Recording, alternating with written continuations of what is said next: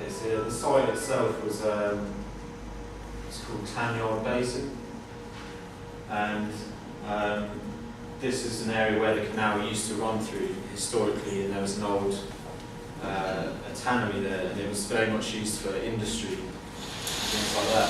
But then when the railways came in and the industry sort of turned to that and used that for transport, the canal sort of disappeared and naturally filled back in and things like that and became neglected. So this was kind of just forming my concept. This was the first part of the project. And this was saying, well, what if we could reflect the kind of history that went through that and the decline of the canal and how it naturally got filled back in. What if use the same kind of natural processes to redig it with this renewed interest? So this was looking about what would happen if you used erosion to come along and redig the canal.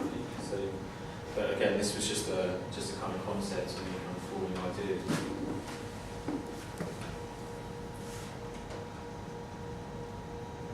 And then, yeah, this is just kind of development. So, a series of mappings and looking at the distinctions between canals and natural river systems, and the shapes and landforms that are created when natural river systems erode. And there is a water channel running adjacent to the site, Tanyard Basin currently, and that's kind of, there's no real distinction. Is it man-made? Is it natural? It's kind of got that kind of mixed identity, and so it's kind of about that as well. Identifying this in some ways is either natural or man-made. This was just, these mappings just kind of showed that you could have a straight canal channel, but then you could use the patterns that are formed in natural waterways to maybe define the spaces on the canal's edge. So this is the proposal. So this is the site here. And this is the existing water channel which flows under an old aqueduct which is here. But this is actually unnavigable at the moment. But the proposal was to create this wetland habitat because Tanyard Basin is a natural flood basin anyway. So it's kind of prone to flooding during seasons of sustained precipitation and things like that. So it's kind of using the natural factors which occur on the site to make a proposal out of that. So the idea is that this wetland area has a new canal channel which passes through it, but it kind of doesn't have, it's not a sort of hard-edged canal, and it's very undefined, and although man-made, maintains a kind of natural characteristic as well. And the idea is that this becomes an ecological resource, also an educational resource for local schools and local residents.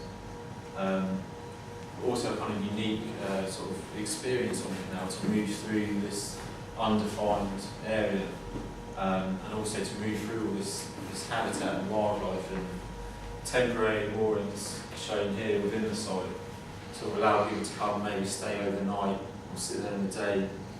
And this is something that would be really good for people who enjoy wildlife and enjoy bird watching and things like that. They can come and moor up, sit on their boats and do a bit of wildlife